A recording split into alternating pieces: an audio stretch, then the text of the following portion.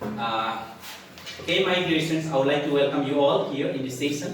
Today I am going to teach you optional mathematics, and especially it is important for the students of class 6 and 7. So I suggest the students of class 6 and 7 together to view this class. Yesterday we have discussed, and especially the trigonometric ratios. For that means I want to draw here a right angle triangle. You have got the knowledge what is right angle triangle and what type of triangle is called right angle triangle that we have discussed yesterday. Well, here ABC is a triangle where angle B is 90 degree. So this angle is called right angle. Right angle. An angle that is equal to 90 degree is called right angle. Then the whole triangle, this triangle is called right angled triangle. That means a triangle containing one of the angle is equal to 90 degree is called right angled triangle. First of all, you should know what is right angle. Right angle means an angle that is equal to 90 degree, that is called right angle. Then in any triangle, if any one angle is equal to 90 degree, the triangle is called right angle triangle. In right angle triangle, the three sides are named as hypotenuse, perpendicular and base. I made it clear yesterday what is hypotenuse. Hypotenuse is denoted by S. Hypotenuse means the side that is just opposite to 90 degree, that is called hypotenuse. This side AC is the side just opposite to 90 degree. So this is called hypotenuse. And after this, there are two remaining angles, angle A and angle C. Any one of the angle is supposed to be reference angle. You can suppose either A or B, A or C. Any one you can suppose as reference angle. Well, angle A is supposed as reference angle. Means if this angle is reference angle, I mean to say angle A is reference angle. With respect to this angle, we can decide perpendicular and base. Which one is perpendicular and which one is base? If you want to know, you have to take reference angle. So with respect to this angle, the opposite side of reference angle is called perpendicular. This time this is reference angle, its opposite side is BC. So BC is called perpendicular. And we have got perpendicular, we have got hypotenuse.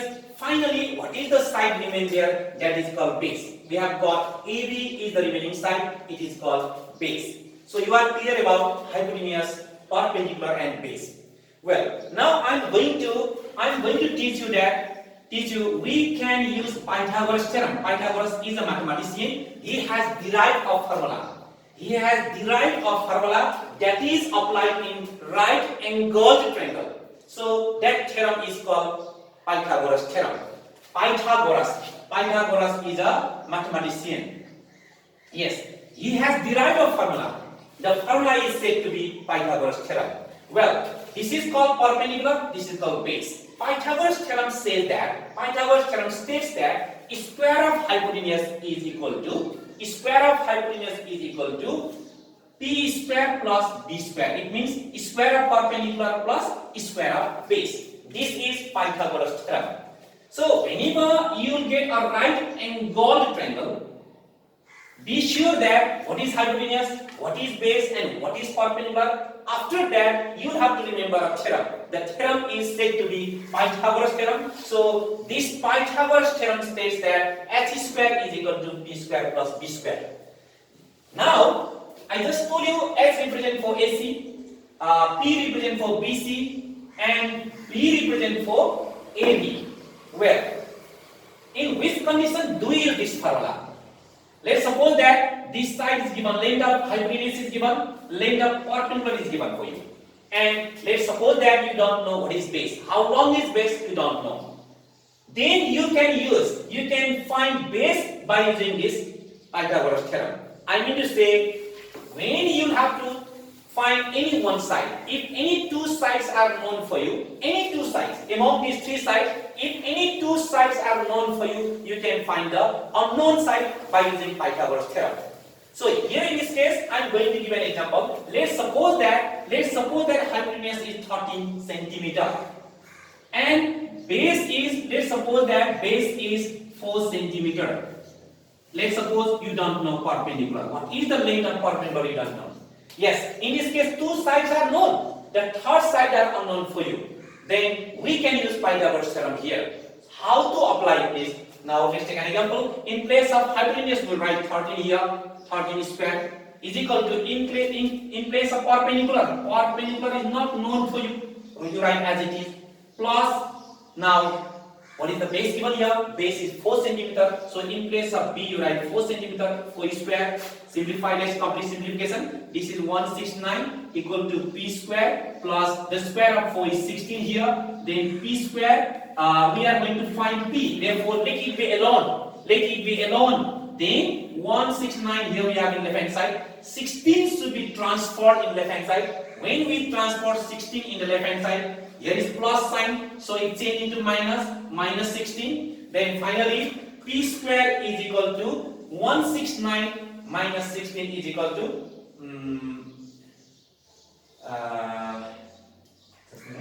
I think the anyway 169. I think we need to suppose here.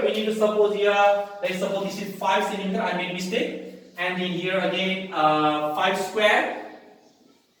Let's write this one 25. Then here minus 25. Then here we will get 144. Okay. Now we are going to find the value of P. So we need to take square root of P square. P is the square root of P square. When we take square root in left hand side, the same thing you have to do in the right hand side also. Is square root. Square root of 144 is 12. So we have got P. In this way, we will have to use Pythagoras theorem. When any one side you will have to find, and the remaining two sides, if you are given, you can find the unknown side. Well, my dear students, please, this is very important. You have to use frequently in different cases. Yeah, right now this is beginning, and it will be useful for you in different stages of your learning mathematics. So I suggest to remember this Pythagoras theorem clearly. Once again, I am going to repeat you that Pythagoras theorem is applied only in case of right angled triangle only. You should know what does right angled triangle mean. In case of right angled triangle, the three different sides are named as hypotenuse, perpendicular and base.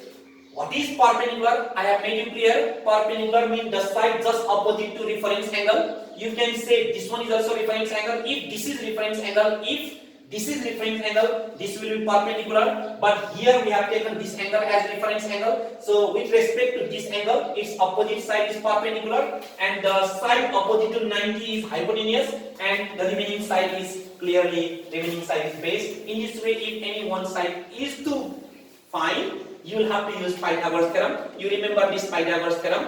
You place the values, those sides given for you, and the remaining side you will have to find in this way by simplification. Thank you very much.